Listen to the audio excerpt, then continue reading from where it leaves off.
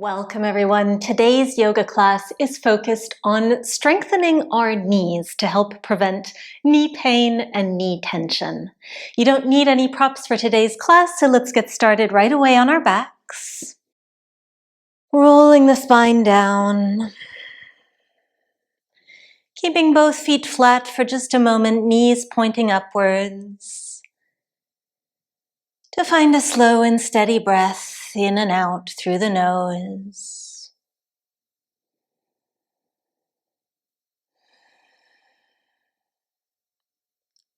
And on your next breath in, you can bring the right knee in towards the heart, straightening out through the left leg, and take hold behind that right knee with both hands.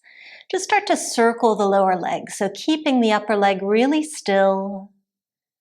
Just bringing the foot up, around, and down a couple of times. And then reversing the circle. Again, just the lower leg that's moving, really warming up into our knee area before we do any strength work. And finishing up that final circle, you can release hold of that knee, simply switching sides. Taking hold behind your left knee now, extend through the right leg, and start to circle that lower left leg. So because our knee is not a muscle, it is a joint, the best thing we can do to avoid any knee pain as we switch directions with our circles is to strengthen the surrounding muscle groups. And that's just what we're going to do today. Really nice. So finish up your last circle, release that knee, plant both feet flat to the mat. Feet are hips width apart, knees pointing up. We're going to come into a bridge pose. So begin by squeezing through the glutes, rolling up through the tailbone, lifting the hips off of the mat as high as they'll go. So knees are staying parallel here. And then very slowly start to roll yourself back down, one vertebrae at a time. We'll do the same thing, but before you go anywhere, bring the knees together. So keep the feet where they are. We're just letting the knees knock in. And we'll lift back up into that bridge pose. Again, squeezing through the glutes, lifting up one vertebrae at a time, and then lowering back down. So you might not come as high. It might be a little bit of a different sensation with the knees in this position. And then keep the feet where they are again. This time we're going to open the knees. So with the feet flat, they probably won't open very far. And again, we'll squeeze through the glutes, coming back up into our third variation of bridge pose, knees apart. And lower back down. Beautiful. Let's take that a few more times. So beginning by bringing your knees parallel, keeping them parallel as you lift up. Find your bridge pose, squeezing. And lower back down. And once you've lowered, knees knock in towards one another as we lift. And lower. And final variation, feet are flat the whole time as the knees widen as we lift. And lower. And just one more time. Bring the knees parallel. Lift up into a bridge pose, and this time hold it here. Stay lifted. So just keep everything engaged, the glutes, the quads, the hamstrings, and staying in this lifted position. Now bring the knees together. They may or may not touch. Bring them back to parallel, and open the knees.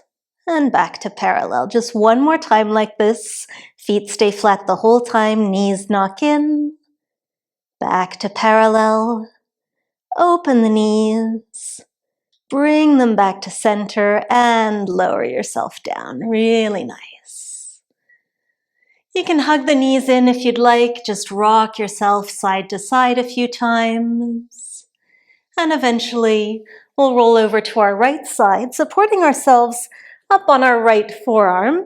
Bring the knees just slightly bent in front of you. We'll take a couple of clamshells. So the feet stay together as we open up through that top knee and lower. Just two more like this. And then we'll add on. So lift the knee up, keep the knee where it is, just straighten the leg, re-bend, and close. 2 more like this. Open up, keep the knee stable as you straighten, and bend, and close. Last time, open, straighten, re-bend, and close. Moving on to our stomachs now, come to a Sphinx pose, resting down on your forearms and bending into the knees. So you can widen the legs a little bit. We don't want any tension in the lower back here. Feel free to kind of kick out the legs a few times, see how that feels. And then leave the right leg where it is, keep it bent.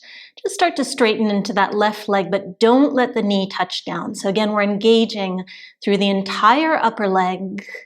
The knee is floating, the foot is floating, just the thigh on the mat. And rebend, other side. Left leg stays bent, right leg begins to straighten without touching the knee or foot down. Holding it here, keep breathing. And release. Beautiful. Now you can straighten through both legs. We'll roll over onto our second side, propping up on the left forearm, bending the knees slightly in front of us for those clamshells, beginning by simply opening and closing a couple of times, working the outside of the right leg and glute. Just one more like this. And then adding on as we open and straighten, rebend and close. Remember that that right knee stays in place once it's open. Rebending that leg, closing down. Just one more here. Open it up, lengthen, and close. Wonderful. Press yourself up to a seated position. We're just going to roll over onto hands and knees, but we're not going to stay on the knees for very long. Once you've arrived with the shoulders over the wrist, tuck the toes, keep the hips over the knees as you just float the knees off of the mat, just an inch or two, engaging through the glutes here, pressing the mat away, evenly with both hands.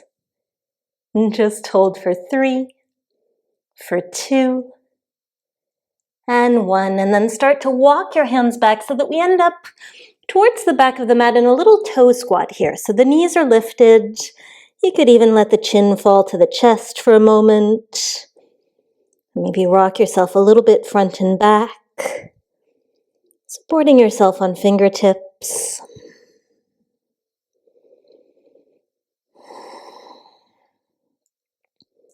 Now from here, you can either keep the fingertips to the mat, or you can find a gazing spot in front of you and see if you can bring the hands to prayer in front of the chest. Little balance challenge here.